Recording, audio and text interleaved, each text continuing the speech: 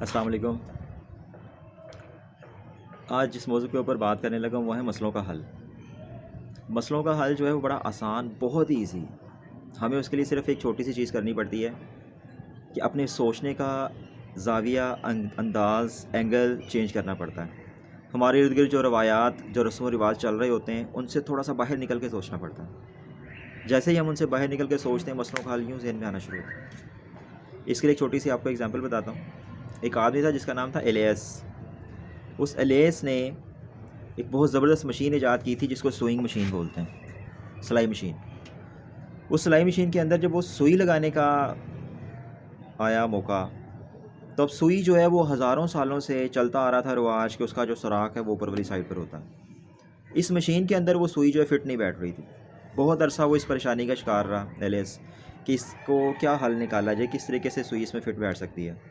ایک دن وہ سویا ہوا تھا اسی پریشانی میں، تو وہ دیکھتا ہے کہ کچھ جنگلی قبیلے خواب کے اندر ہی اس کو اٹھا کے لے جاتے ہیں اور اس کو کہتے ہیں کہ 24 گھنٹے کے اندر تم نے یہ مشین جو ہے اگر صحیح طرح سے نہ بنائی تو ہم تم کو مار دیں گے۔ خواب کے اندر ہی اس کو 24 گھنٹے گزر جاتے ہیں اور وہ قبیلے جو ہیں وہ نیزے، اسپائکس لے کے اس کو جو ہے مارنے کی کوشش کرتے ہیں۔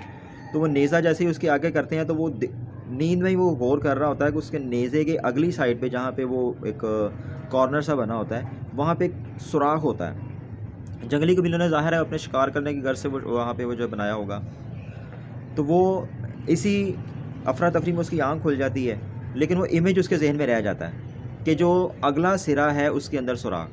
تو وہ اٹھتے ہی اپنی سوئی کو دیکھتا ہے اور کہتا ہے اس کا سوراخ اوپر کی طرف ہے، اگر سوراخ میں نیچے کی طرف بنا دوں تو یہ میرا مسئلہ حل ہو سکتا ہے۔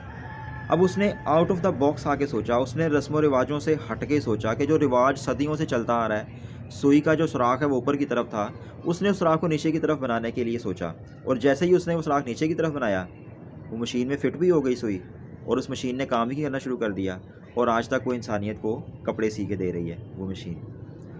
تو اس طرح سے ہمیں کوئی بھی مسئلہ حل کرنے کے لیے اس مسئلے میں جو سیٹ پیٹرن چل رہے ہوتے ہیں، جو رواج چل رہے ہوتے ہیں، ہمارے آباء و اجداد میں یہ ہوتا آیا، پاکستان میں تو شروع سے یہی ہوتا آ رہا ہے، یہ مسئلہ اسی طرح رہے گا، ان سے ہٹ کے تھوڑا سا سوچیں کہ ہم اس مسئلے کو کس طریقے سے حل کر سکتے ہیں۔ حل ہمارے پاس موجود ہوتے ہیں، لیکن ہم لوگ بند گلی میں پھنسے ہوتے ہیں۔ اس بند گلی سے نکل کے جب ہم کھلی شاہراہ پہ آئیں گے تو بہت سارے حل جو ہیں ہمارے قریب سے گزرتے ہوئے نظر آئیں گے، اور اپنی پسند کے مطابق اس حل کو ہم یوز کر سکتے ہیں۔ اللہ تعالیٰ ہمارے مسئلوں کو حل کرنے میں ہماری مدد فرمائے۔ آمین ثم آمین۔